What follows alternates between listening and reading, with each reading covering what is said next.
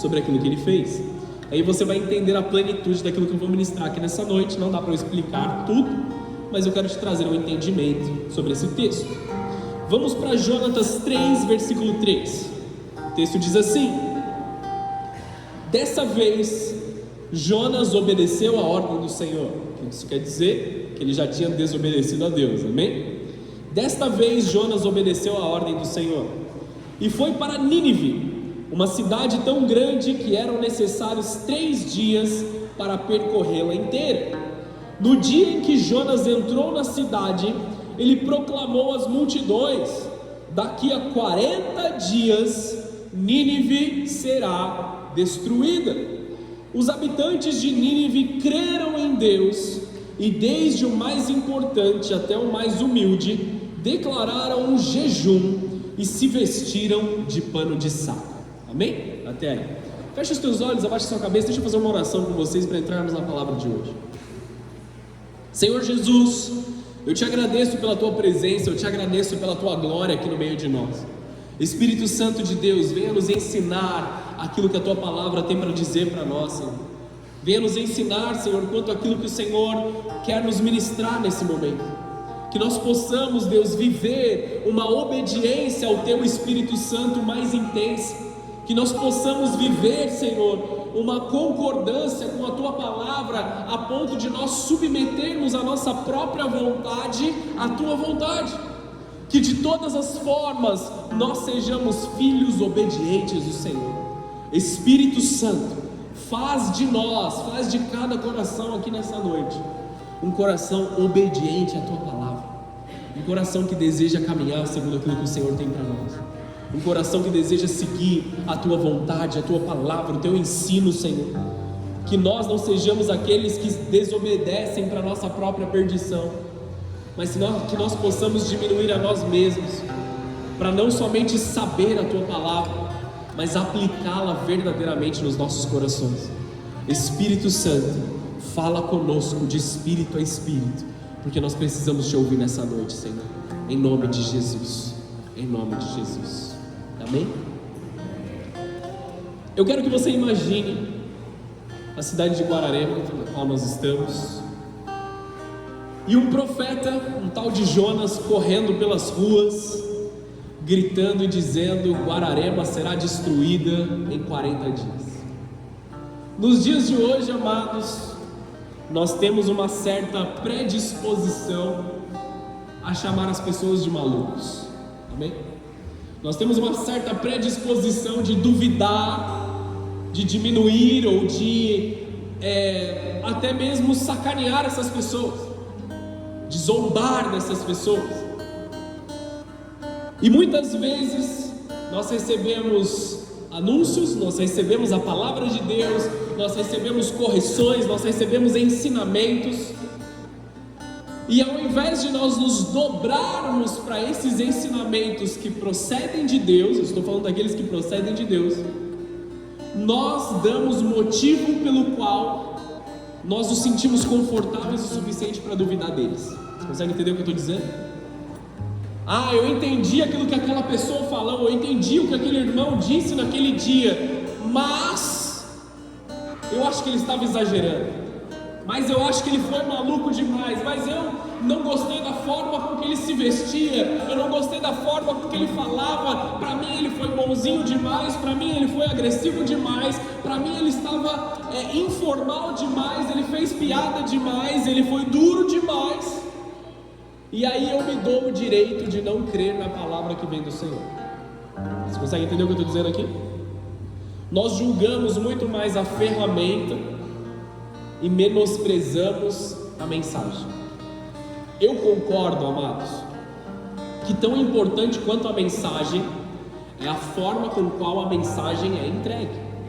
Por isso nós precisamos manter uma boa responsabilidade de como nós estamos entregando a mensagem, amém? Não é por causa disso que a gente vai fazer de qualquer jeito. Nós precisamos manter aquilo que é correto do jeito correto.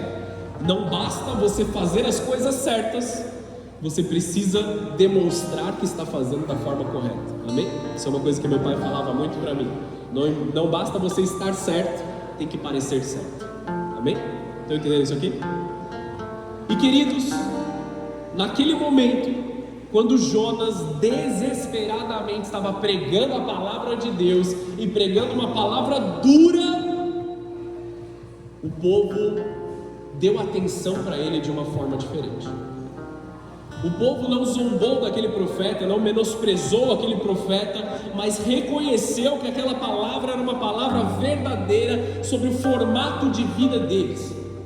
Saindo um pouco da nossa imaginação e voltando para a palavra de Deus aqui, Jonas foi enviado para uma cidade chamada Nínive. Era uma cidade que estava longe dos caminhos de Deus, eles estavam perdidos em adoração a outros deuses, e eu digo com D minúsculo. Eles estavam perdidos na sua própria vontade, eles estavam perdidos na sua própria, na sua própria realidade, eles estavam entregues àquilo que era mal, àquilo que era do coração deles. E Deus, ele decidiu dar um basta naquela situação. E Jonas, pela primeira vez que ele escuta aquela palavra, ele ouve de Deus que ele deveria profetizar juízo sobre Nínive. E nós vemos Jonas decidindo desobedecer a Deus. E é aqui onde entra uma palavra que parece ser uma palavra um tanto quanto infantil, porque nós pregamos para as nossas crianças o peso da desobediência, amém? Mas nós que somos adultos também precisamos ser evangelizados quanto a isso, quanto ao peso da nossa desobediência. Deus tinha um chamado para aquele profeta, Deus tinha uma missão para aquele profeta, e ele decidiu ir para um outro lugar que não era o lugar que Deus tinha para ele. Ele pegou um barco que estava indo em direção para Tarsis, uma outra cidade. E no meio do caminho de Tarsis, houve uma grande chuva, houve ali um rebuliço no mar. Então os marinheiros ali, aqueles que estavam no barco junto com Jonas, começaram a se assustar, eles começaram a temer ali, e eles perguntavam uns aos outros: é culpa de alguém que está aqui no meio de nós? Alguém fez alguma coisa errada para que nós estejamos sendo punidos por Deus? Está entendendo o que é a mentalidade deles? Eles estavam com medo e começaram a consultar outros deuses. Cada um, eles falavam assim: ore para o seu Deus aí, procura o seu Deus. Eles entendiam que aquilo ali não era somente natural, mas era espiritual. Alguém estava em desobediência, e a causa da sua desobediência estava chacoalhando aquele barco. Você consegue entender isso aqui? Muitas vezes, amados, quando nós estamos vivendo em comunidade, quando nós estamos vivendo no meio de pessoas ali, a falha de um afeta a todos, amém? Se você está numa empresa, uma pessoa comete um erro dentro da empresa, comete uma falha ali, isso afeta a todos os trabalhadores da mesma empresa, amém? Principalmente se você é o dono da empresa, amém? Se você é o dono, você afeta mais pessoas. Se você é o presidente de uma nação, você comete erros, a nação é afetada, amém? É assim que funciona. Se você é pai de família, mãe, se você comete um erro, seu marido, a sua esposa, seus filhos estão passando por aquela situação, o barco é chacoalhado. Então, em um momento ali de sanidade de mente,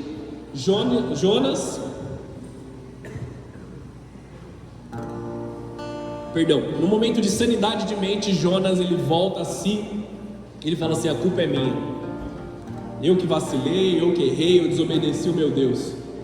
Se vocês quiserem, me lancem na água. Essa foi a resolução de problemas naquela situação. Acho que teriam outras formas da gente resolver, mas é a forma com que eles trataram naquele momento. Jogaram Jonas no mar. A Bíblia diz que um grande peixe engoliu Jonas. E é onde vem a parte que a gente fala que essa palavra é uma palavra um pouco mais para as crianças, porque as pessoas falam que Jonas foi engolido por uma baleia, amém? Nós não sabemos exatamente se foi uma baleia ou não, mas foi um grande peixe, é o que a Bíblia diz. E aí, antes de você falar assim: como que é possível Jonas ter passado 3 dias na barriga de um grande peixe e tal, e ser cuspido em outro lugar? Amados, nós cremos no sobrenatural de Deus. Nós somos pessoas que já vimos ali pessoas com câncer, pessoas com ossos quebrados sendo encaixados, milagres, maravilhas. Nós cremos no nascimento virginal, nós cremos que Jesus morreu e ressuscitou. Isso aqui, crer que Jonas passou 3 dias na barriga de um grande peixe, é só um pedacinho da nossa fé, amém? Só que é só um pedaço. E aí, amados, nós vemos Jonas ali sendo cuspido pelo peixe e reenviado para o seu destino, que é o texto que a gente entra aqui na introdução dessa mensagem. Desta vez, obedeceu Jonas a Deus. Desta vez, ele ouviu a Deus e ele foi para Nínive. Amém? E ele fala assim: 40 dias Nínive tem, e aí ela será destruída. Jonas praticamente dizia que no final do próximo ciclo, todos eles iam colher uma destruição devido ao plantio que eles tinham. Eles estavam afastados de Deus, desconectados de Deus, eles tinham muita maldade sendo exercida ali, brigas entre eles, brigas entre as famílias, corrupção no governo, tantas coisas. E aí veio o juízo sobre eles. 40 dias vocês vão ali cerrar as contas e vocês pagarão por aquilo que erraram, por aquilo que vocês plantaram. E amados, tem uma frase que eu uso muito: uma hora a conta chega. Nós escondemos as coisas, nós fingimos as coisas, nós tentamos colocar uma aparência bonita, uma máscara bonita, mas uma hora a conta chega. E aí as pessoas fazem o seguinte: elas bloqueiam o pastor nas redes sociais, bloqueiam ali os líderes da igreja. Vamos fingir que está tudo bem, não vamos deixar eles verem, não conta isso para tal pessoa, não conta para tal pessoa. Amados, pouco importa se eu sei da situação ou não, Deus não pode ser enganado. E não é sobre aquilo que nós vamos fazer como igreja, porque o papel da igreja não é trazer punição sobre as vidas, mas nós estamos aqui para pregar o evangelho da reconciliação, reconstruir famílias, reconciliar pessoas com Deus. Não estamos aqui para negligenciar pessoas, cancelar pessoas, diminuir as pessoas. Isso que Satanás e os demônios fazem. Nós estamos aqui para amar uns aos outros e restaurar uns aos outros. Você pode dizer amém para isso? Esse é o meu papel, o seu papel, estamos aqui para isso, amém, queridos? Então, quando sabemos que alguém tropeçou, nosso papel é estender as mãos e dizer: vamos levantar junto comigo aqui, amém? Jonas estava aprendendo essa questão ainda. Jonas foi muito bruto. A palavra de Deus é: vocês serão destruídos, e vocês têm 40 dias. O que vocês estão fazendo hoje se converterá em maldição para suas vidas, era o que ele estava tentando dizer. Jonas, ele tinha um chamado, e ele tinha aprendido agora a passar a obedecer a Deus.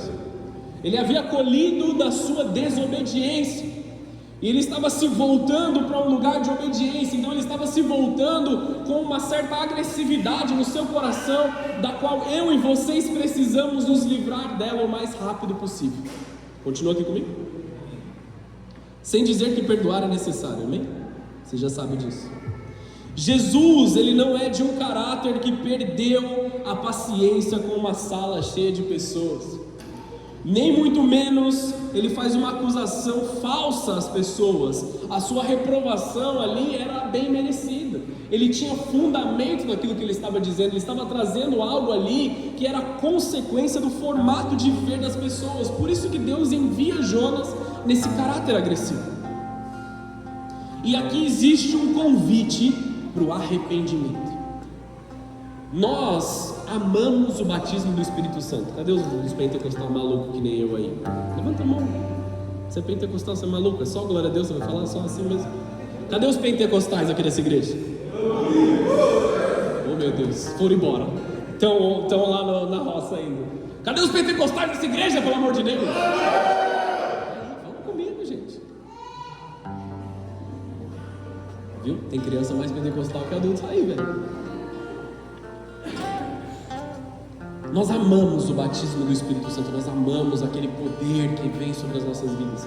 Mas a primeira obra que o Espírito Santo atua nos nossos corações, no momento que ele passa a habitar em nós, é o arrependimento e a inclinação à obediência de Deus. Esse é o primeiro sinal de que o Espírito Santo está dentro do teu coração. Você passa a se arrepender das suas más obras e você inclina o seu coração a Deus. Essa é a primeira obra do Senhor. É a primeira coisa que o Espírito Santo faz em você quando você é batizado com o Espírito Santo. Muitos dos que não são cristãos ou estão afastados de Jesus, eles têm sido convidados a ir até Ele inúmeras vezes. Nós temos sido convidados ao arrependimento. Nós estamos sendo convidados por Jesus para o arrependimento nessa noite. Nínive, ele não tinha nenhum tipo de privilégio. Ela estava nas trevas do paganismo. Nínive ouviu apenas um profeta, e nem foi dos maiores ou os mais afetuosos ou simpáticos profetas. Foi um profeta bruto, agressivo ali naquele momento. Nínive ouviu aquele profeta apenas uma única vez, e foi tudo o que as pessoas presas e foi tudo às pressas ali no meio da rua, que as pessoas estavam presas nas suas dificuldades. Foi no meio das suas dificuldades, foi no meio das suas dores, às pressas.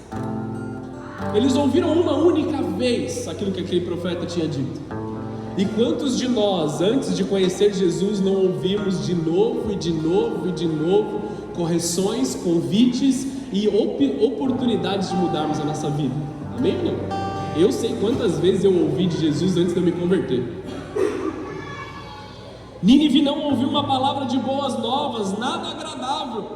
Ouviu mesmo foi um trovão que vinha do céu. Sua vida acabou, 40 dias, você tem 40 dias para arrumar suas contas e vai acabar a sua vida.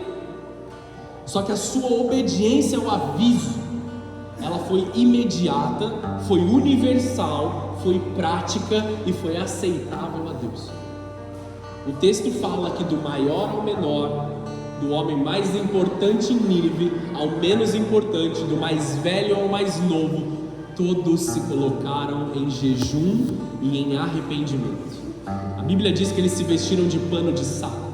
Pano de saco é um simbolismo de que eles estavam abrindo mão de todo o orgulho, de tudo aquilo que eles podiam carregar que era bom, daquilo que eles achavam que eles sabiam ou não sabiam, e aí eles se diminuem e eles exercem aquilo que Jesus nos ensina a fazer, ou que João Batista nos ensina a fazer quanto a Jesus, que é: importa que ele cresça e que eu diminua. Eles se colocaram em arrependimento, amém?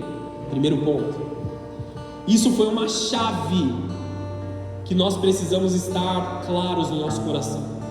Existem coisas que Deus vai falar para nós apenas uma única vez. E eu tenho uma pergunta para você: se Ele é Deus, por que mesmo Ele deveria falar mais de uma vez para nós? Se Ele é Deus e nós somos os seus filhos, os seus servos, basta que Deus nos diga uma única vez para que nós correspondamos com obediência. Pergunta bíblica para você, seja rápido nas respostas. Quantas vezes Deus falou para Noé construir a arca? Uma única vez. Constrói a arca. Mas Deus nunca choveu. Constrói a arca. Uma vez. Ele foi e fez. Ele nunca tinha visto chuva na vida dele. Ele fez o que tinha que ter feito. Amém? Continua comigo? Se Ele é Deus e Ele nos deu uma palavra, importa que a gente siga ela. Mas eu preciso entender um pouco melhor a Bíblia.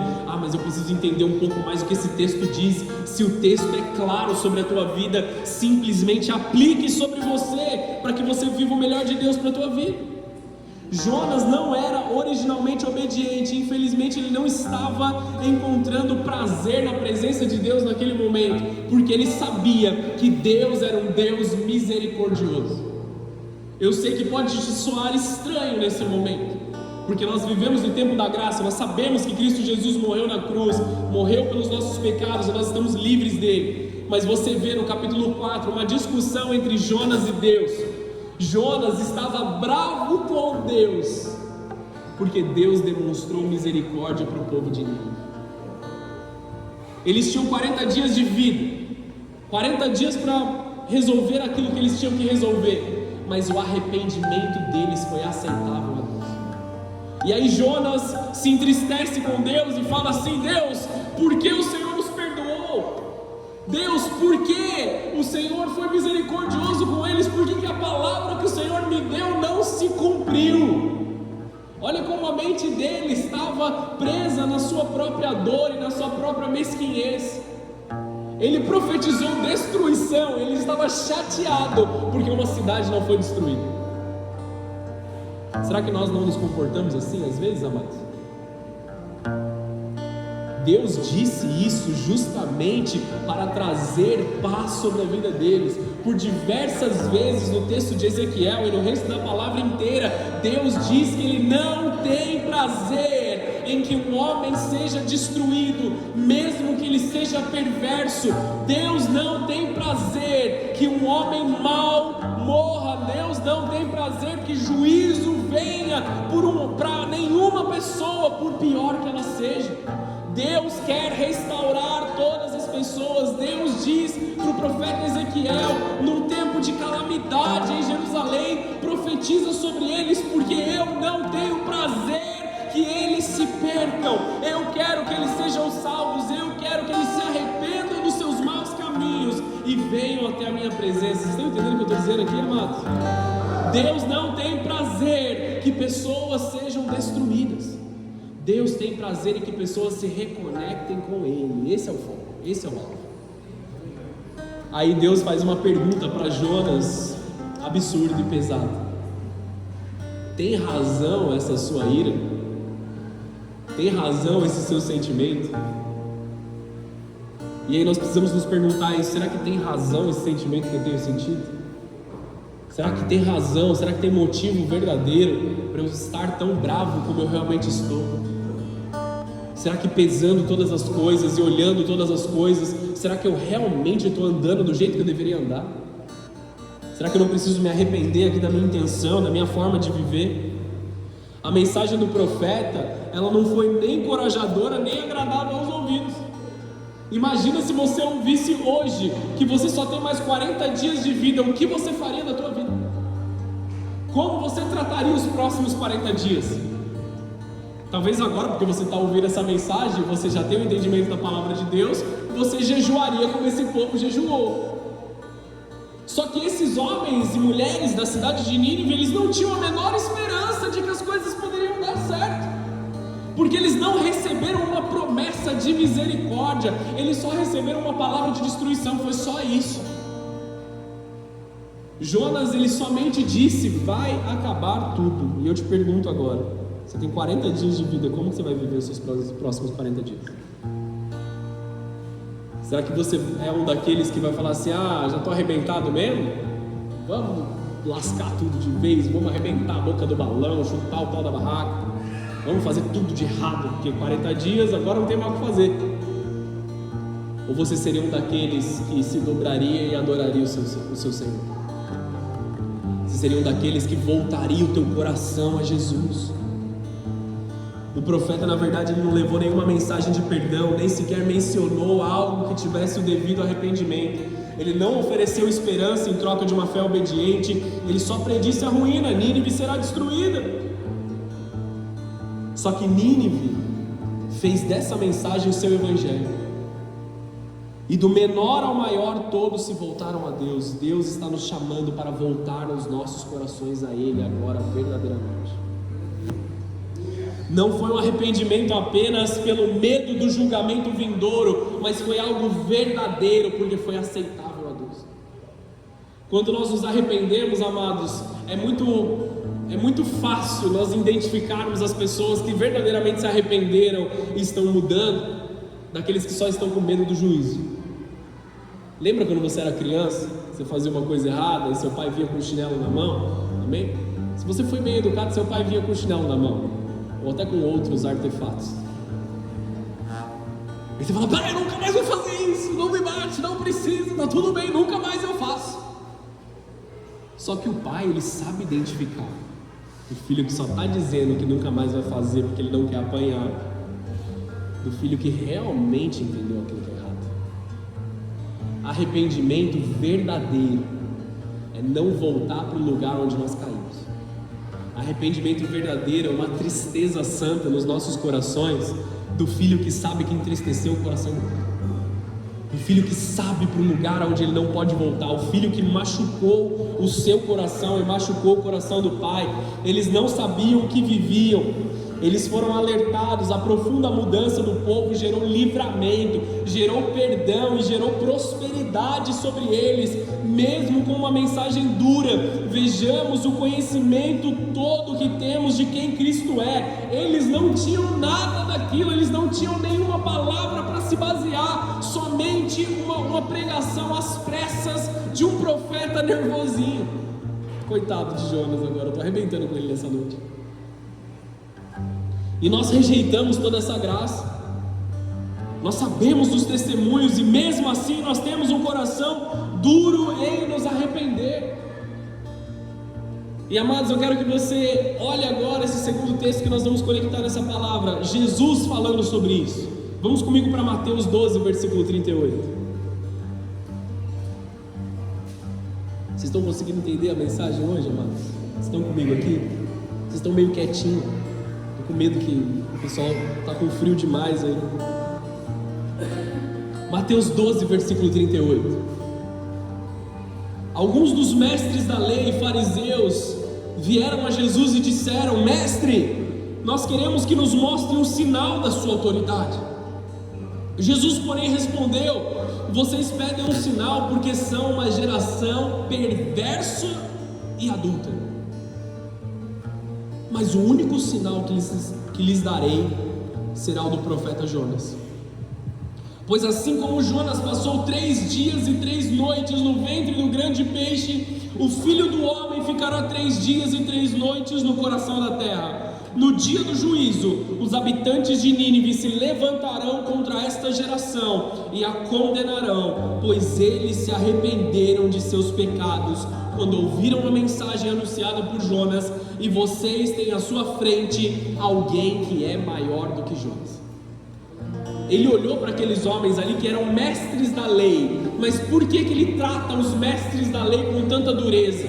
Porque aqueles homens não eram pessoas que não sabiam a palavra, não eram pessoas que estavam ali com pouca instrução, eles conheciam ela de coração, eles conheciam de cor, eles citavam os textos que eles conheciam desde pequenos, mas eles assim mesmo não criam.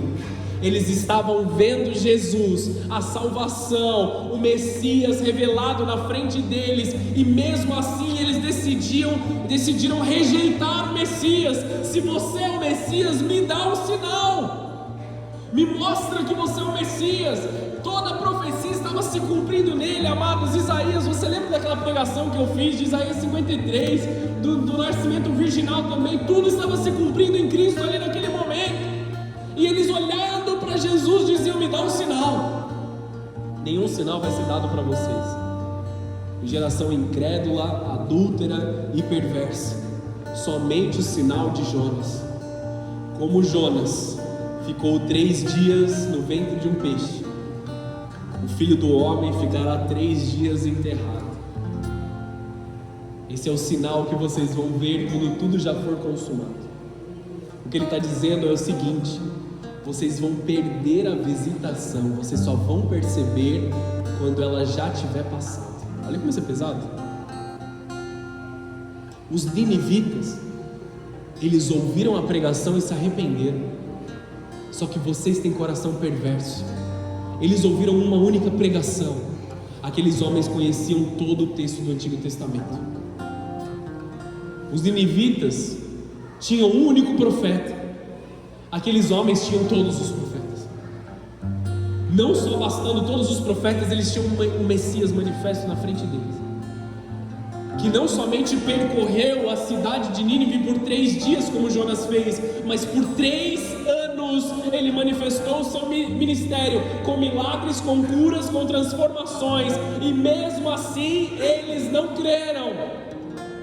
Amados, nós não precisamos nos apegar a apenas um terço da palavra de Deus. Nós temos a palavra de Deus ainda mais completa do que os mestres da lei tinham naquela época. Nós temos aqui a fundação da igreja em Atos, nós temos as cartas de Paulo, as cartas dos outros presbíteros e pastores. Nós temos o conhecimento da palavra de Deus disponível para nós. Que não sejamos uma geração que rejeita a vontade do Senhor, mas que vivamos a plenitude dela. Que nós possamos, amados, não esperar o sinal de Jonas, porque nós temos tudo já consumado sobre as nossas vidas. Vocês estão entendendo o que eu estou dizendo aqui? Jesus, ele dá uma bronca pesada naqueles homens que eram para ser referência no meio da sociedade, referência no meio da população.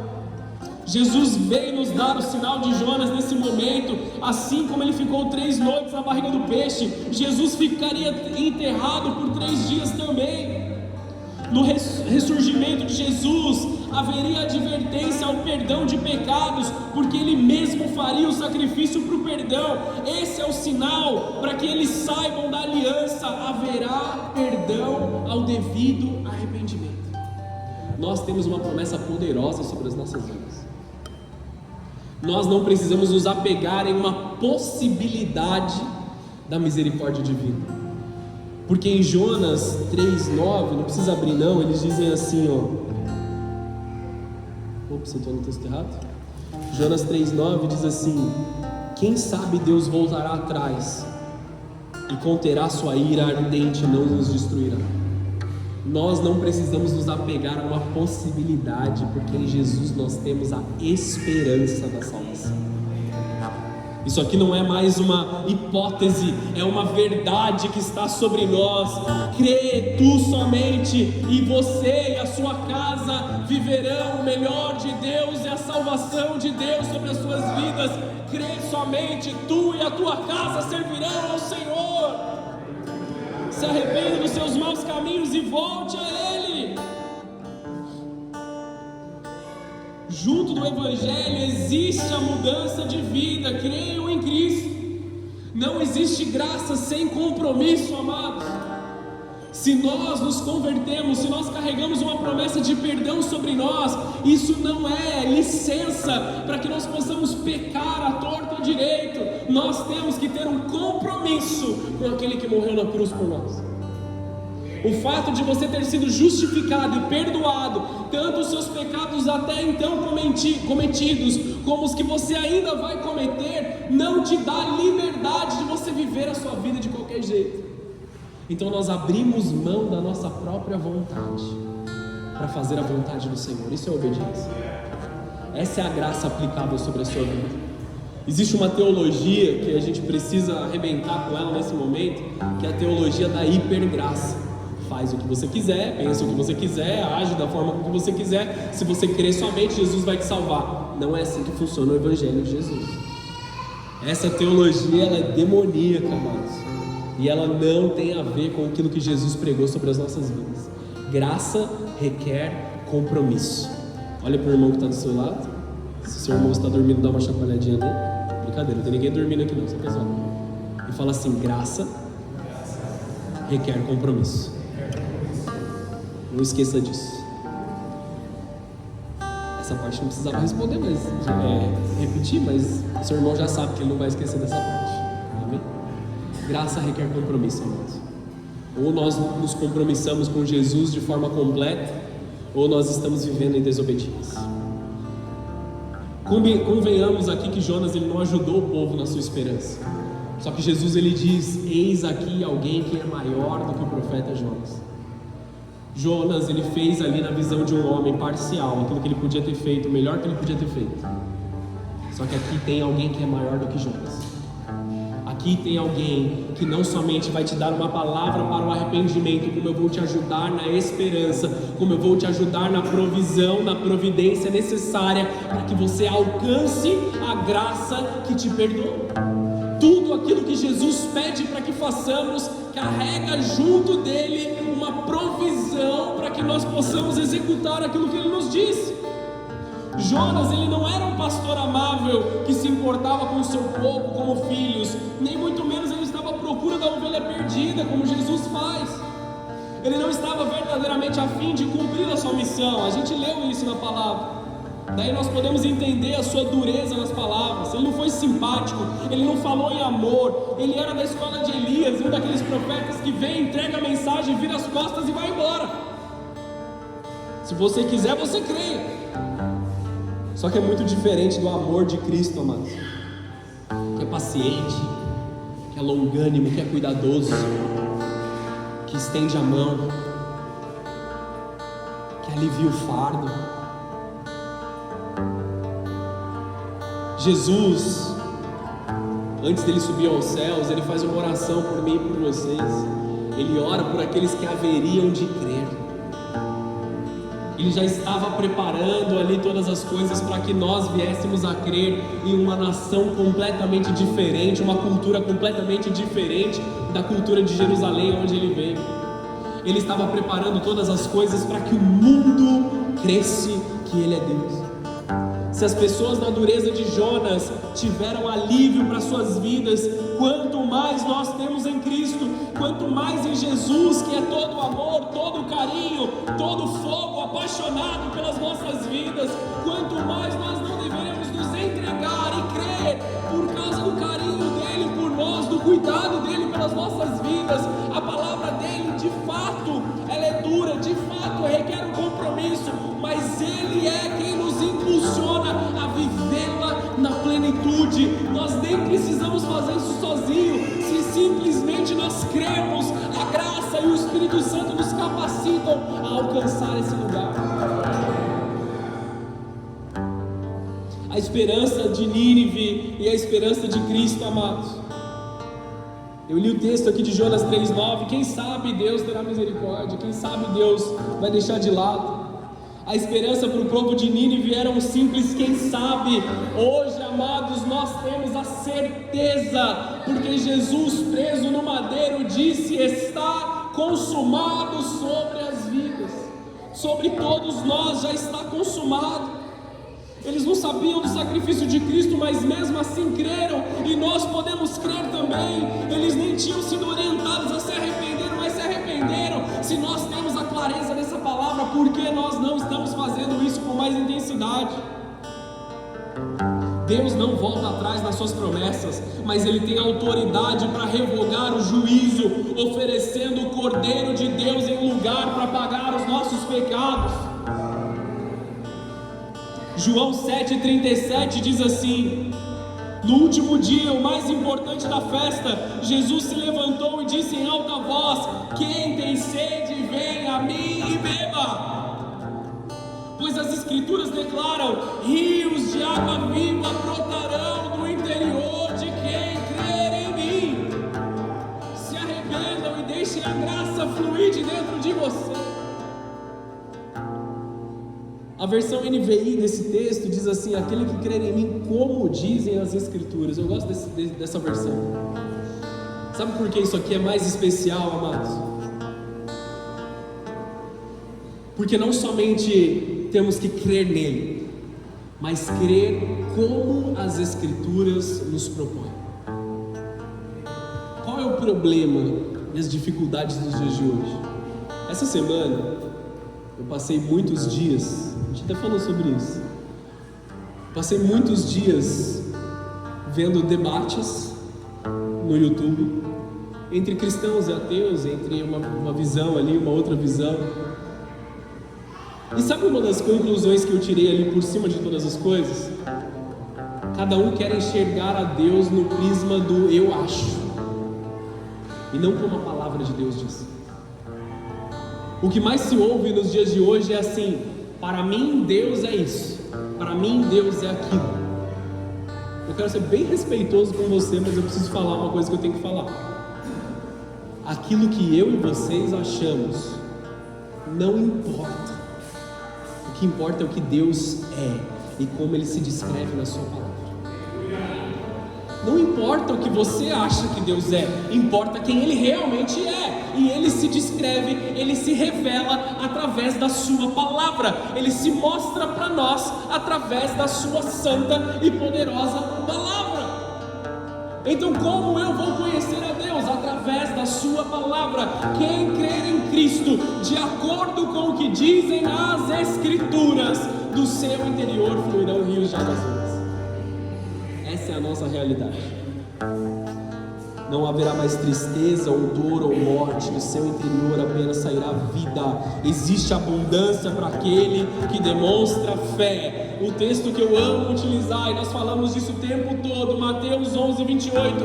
Vinde a mim todos que estáis cansados e sobrecarregados, e eu vos darei alívio. Então vá até Deus, porque mesmo em uma situação de juízo, mesmo em uma situação de dor, mesmo em uma situação de dificuldade, Deus é fiel e justo para aplicar a sua promessa de redenção e remover o juízo da tua vida, trocar as sentenças, transformar todas as coisas, não porque Ele ama mais do que é justo, mas porque na sua justiça Ele mesmo pagou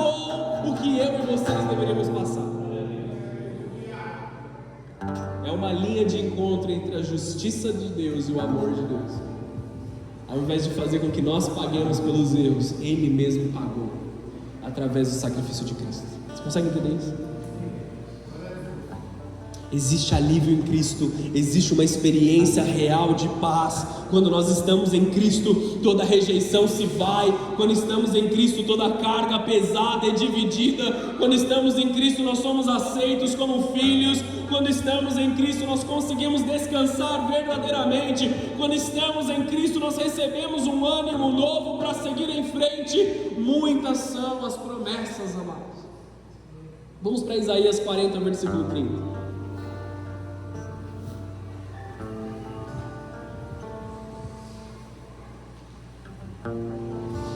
Isaías 40, versículo 30 diz assim: até os jovens perdem as forças e se cansam, os rapazes tropeçam de tão exaustos, mas, esse mais aqui é poderoso, mas os que confiam no Senhor renovam as suas forças, voam alto como águias, correm e não se cansam, caminham e não desfalecem. Rapidamente, vamos comigo para o Salmo 121, o salmo que a gente abriu o culto. O texto diz assim: olho para os montes e pergunto, de onde me virá o socorro? Nós vemos uma pessoa aqui espantada, em medo.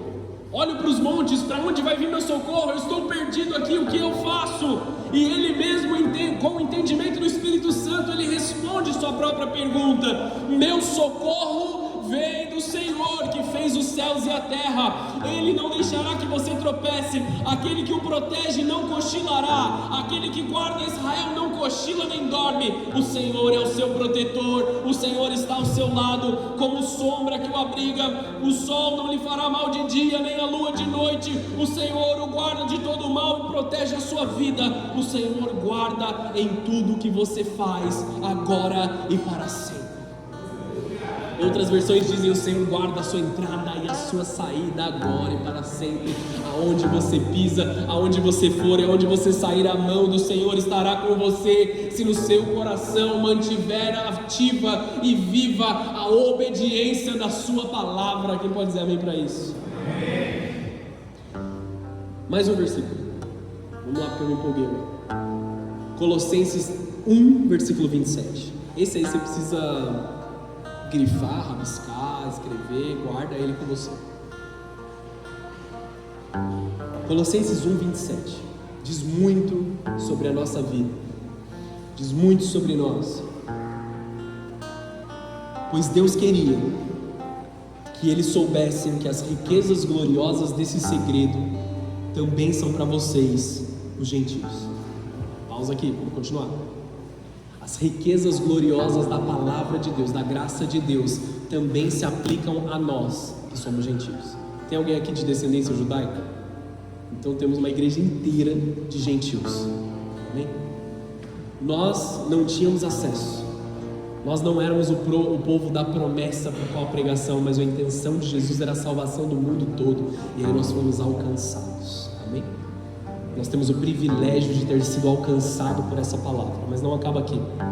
E o segredo é esse: 2 pontos, letras maiúsculas. Brincadeira, não tem letras maiúsculas. Cristo está em vocês, o que lhes dá a confiante esperança de participar da sua glória. A nossa esperança está em que Cristo habita em nós, em que a palavra de Deus habita em nós. Cristo em nós é a esperança da glória. Jesus, o Espírito Santo habitam dentro de você, escolheram habitar dentro do teu coração, e essa é a esperança que necessitamos para uma vida cheia da glória do Senhor. Nós temos uma promessa que não pode ser revogada, não pode ser quebrada. Você tem Cristo em você. Ele não apenas diz de um renovo de esperança nas nossas vidas, como toda a glória de Deus que é dada de graça através de Cristo habita em nós. Você tem a presença do Senhor em você, o sopro criativo de Deus em você. o vento de Deus em você. O mesmo sopro que começou ali com a voz de Deus, haja luz e tudo foi criado, amados, está dentro de mim e de vocês. Cristo em nós é a esperança da glória. Esse é o mistério do Evangelho que foi revelado aos gentios, a nós. Cristo em mim, Cristo em você, acesso à glória de Deus eterno. Os ninivitas não tiveram essa esperança, mas alcançaram a esperança através do arrependimento. Eles não tinham o entendimento que nós temos hoje, mas alcançaram a misericórdia que nos alcança hoje. Nós temos conhecimento da palavra, que não sejamos aqueles negligentes a ela, amém, amados?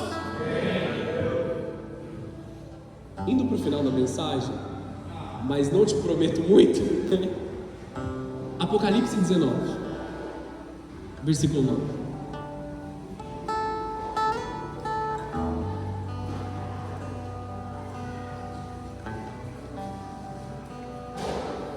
Apocalipse 19, versículo 9 diz assim: e o anjo me disse: escreva isso. Felizes os que são convidados para o banquete de casamento do Cordeiro. E acrescentou: essas são as palavras verdadeiras de Deus. Bem-aventurados aqueles que são convidados para a ceia das bodas do Cordeiro. Nós todos fomos convidados, amados. Não só nós, mas muitas outras pessoas foram convidadas para esse grande dia, para o grande casamento da igreja com o seu noivo. De quem são as bodas? São do Cordeiro. Você precisa entender quem é o Cordeiro, caso você ainda não tenha entendido. Aquele que João Batista previu que vinha para retirar o pecado do mundo. Esse é o nome especial do Senhor, digamos assim, que demonstra o seu nome missional, a missão de Jesus, o Cordeiro de Deus, no nome que retrata a sua missão de salvar a humanidade. Jesus para nós sempre será dessa forma, sempre será o Cordeiro Pascal que retirou os pecados de nós. Não existe ninguém acima de Jesus, Deus majestoso que sofreu por nós, e ninguém pode roubar isso de nós. Os anjos o adoram, e tudo que está nos céus o adoram. No glorioso dia que nós aguardamos, ele será vestido desse caráter de Cordeiro de Deus, como o Apocalipse diz, o Cordeiro que parecia estar morto, mas agora está vivo. Ele está sentado no trono de misericórdia, e ele está nos convidando para o banquete. No Evangelho também diz que nós precisamos estar com as vestes corretas para o casamento, porque aqueles que não estiverem com as vestes de casamento não entrarão. E que tipo de vestes ele estava falando? Ele não estava falando de algo que nós podemos comprar com dinheiro, ele não estava falando de algo que nós podemos acumular, mas vestes de arrependimento, adornados de adoração verdadeira. Arrependimento é adoração, amém, irmãos? Nós precisamos estar com vestes de adoração. Bem-aventurados os que são chamados, bem-aventurados aqueles que são chamados e que aceitaram o convite. Por que nós dizemos aqueles que aceitaram o convite? Porque muitos são chamados, mas poucos se posicionam como filhos de Deus. Muitos são convidados ao arrependimento, muitos são convidados a uma mudança de vida.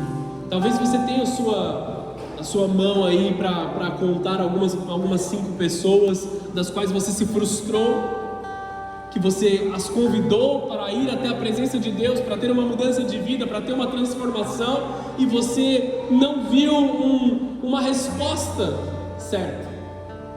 Quem aqui é casado? Levanta a mão aí, quem é casado aí? Você que é casado, você já fez uma festa de casamento, certo? Aí você pagou todas essas coisas. Estou acompanhando alguns casais que vão casar em breve, e alguns deles compartilham suas dificuldades em pagar os valores, amém, amados? Porque é uma coisa complicada mesmo. Quando você vai casar, tudo se multiplica por R$1.000. É assim, você vai fazer a unha, é um valor. Unha da noiva, que é exatamente a mesma coisa, só que da noiva é vezes 1000. Amém? É assim que funciona. E aí você pagou toda a conta, já pagou. E aquela pessoa que você esperava que fosse no seu casamento não foi. Que decepção, não é, amados? Tem gente até que manda a conta, né? Não tô dando dicas. Tem gente que manda a conta pro irmão. Você não foi, você paga aí, ó. Agora eu quero que você entenda, se a gente consegue se frustrar com um negócio, um momento muito especial da nossa vida, só que ele é um momento. Se nós conseguimos nos frustrar com um momento, um dia, muito bom, muito bom mesmo, santo, separado por Deus, mas se nós conseguimos nos compadecer a fim de nos frustrar disso, quanto mais a grande festa, o grande dia em que a igreja será tomada pelo Senhor, em que nós subiremos e cearemos com Ele na mesa. Imagina a frustração do nosso Senhor daqueles que rejeitam esse santo convite. Vocês estão entendendo comigo aqui? Bem-aventurados não somente aqueles que foram convidados, mas aqueles que aceitaram o convite. Quando você aceita o convite, você começa a se preparar. Quando você recebe o convite no teu coração, você começa a se preparar. Você começa a colocar as vestes corretas. O arrependimento começa a entrar no teu coração. As mudanças começam a vir sobre você. A noiva se preparou para o dia do casamento. Ela não foi preguiçosa, ela não deixou que a vida a conduzisse. Mas houve arrependimento, houve mudança de caráter, houve mudança de mente, houve crescimento espiritual e intimidade. Haverá um dia que nós seremos arrebatados nos ares para morar com Cristo. Como e quando será, cabe somente ao Senhor, não a nós. Deus o sabe, e cabe a nós nos prepararmos para esse dia. Nós encontraremos o nosso esposo, o nosso que é noivo nesse momento, nós nos encontraremos com Ele nos ares, e nós cearemos com Deus lá na eternidade. Esse é o momento pelo qual nós aguardamos.